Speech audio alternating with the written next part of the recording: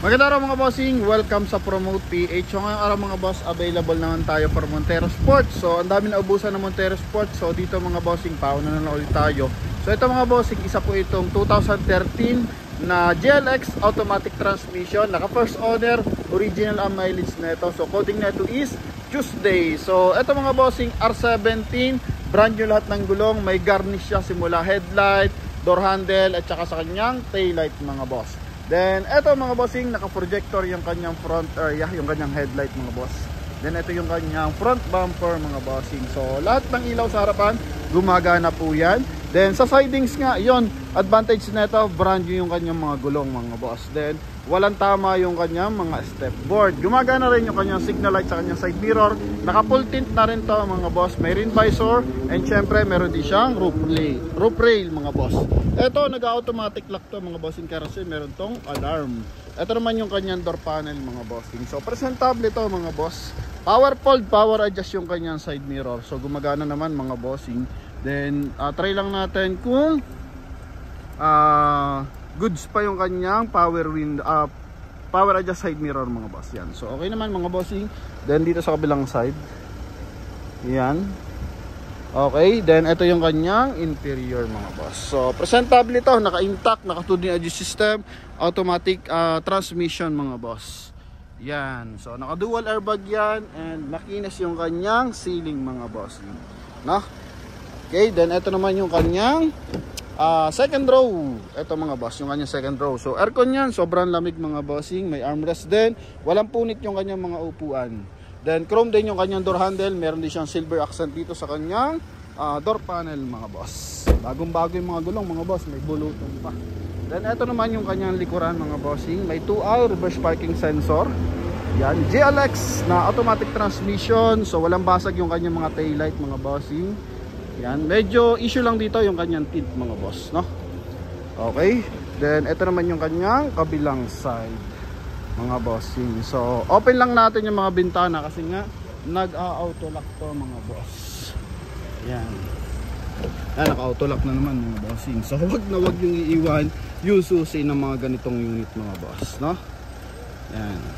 Okay, so ikot lang tayo ng bagya. Ito naman yung kanyang compartment mga boss. So, lahat ng upuan malilinis, walang mga dumi-dumi mga bossing, walang mancha. Okay, then maluwag mga boss. Yan. Meron siyang charging port sa likuran. Walang tag dito, issue ng bangga to mga boss. So presentable itong ating unit to mga boss. And ito naman yung kanyang kabilang side. Gumagana lahat ng bintana mga boss. So kita nyo naman bumababa mga boss. Yan, open lang natin. Okay, so kabilang side mga boss. Yan. So, eto mga bossing. So, mapansin mo, ito yung original na ano ma'am. Ang mga boss, nadinilaw talaga siya pag ganyan ng puti. So, kailangan mo ibabapin yan mga bossing. Okay. So, eto. Intact pa naman to. Presentable mga bossing. And presyo lang nito mga boss. Only 575,000 mga bossing ha. Yan. 575,000. Sa walk-in, ang presyo nila, alam ko, is 610 mga boss. Yan, so sa atin, only 575,000. Tawag lang sa ating contact number na nasa screen na boss. And pakita lang natin yung kanyang engine bay. Yan mga bossing. So sa mga interesado, ito po. Yan. So open lang natin yung kanyang engine bay mga boss. Open natin. Engine bay mga bossing. Ito pala.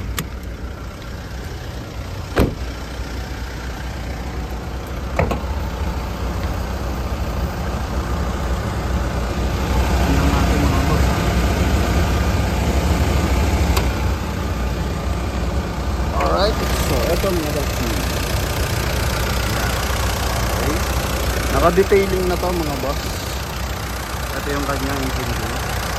Hood pala mga boss. So, walang issue ng bangga, walang issue ng tanggal yung rivet mga boss, no?